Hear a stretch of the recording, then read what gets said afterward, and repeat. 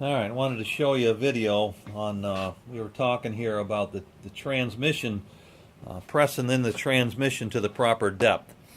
Um, what I came up with, what I thought was a good idea, which I was corrected by Dave here on the internet, on the Penn site, was I was taking a chunk of Corian, I blasted it out, and I cut it to the length, which I thought maybe if I got this distance right, I'd be fine. And it was working real well for me when I was putting together a bunch of cartridge pens because my distance between here and there was consistent all the time. But if this changes any bit, if your tube is a little shorter, a little longer, it changes the distance that the ink protrudes.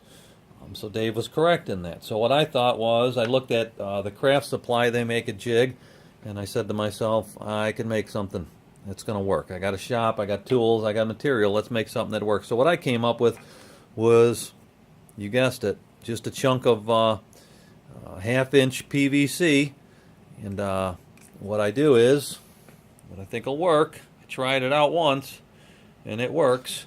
Just press the nib on first, put it in there, and put your transmission in there and press the transmission to this length. There's your consistent length of for the transmission to be pressed down. What I use on my drill press, and you can make up your own, but I just have this chunk for turning boy, what was I turning with this? I don't know. But anyway, so this just mounts in my drill press. You can mount a chunk of steel in there, however you're doing it. If you're using a drill press, I think it works really well. And I just mount it in there. That's a good flat surface. I use a chunk of Corian on the bottom.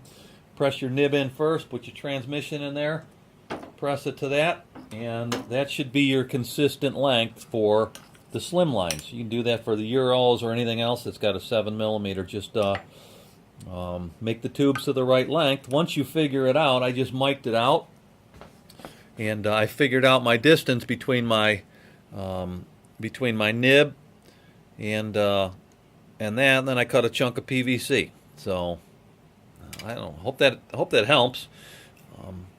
It's kind of a neat little Saturday morning project for me. But if you're doing a lot of pens, you may want to create a jig like this. Thanks for watching. I'll talk to you guys soon.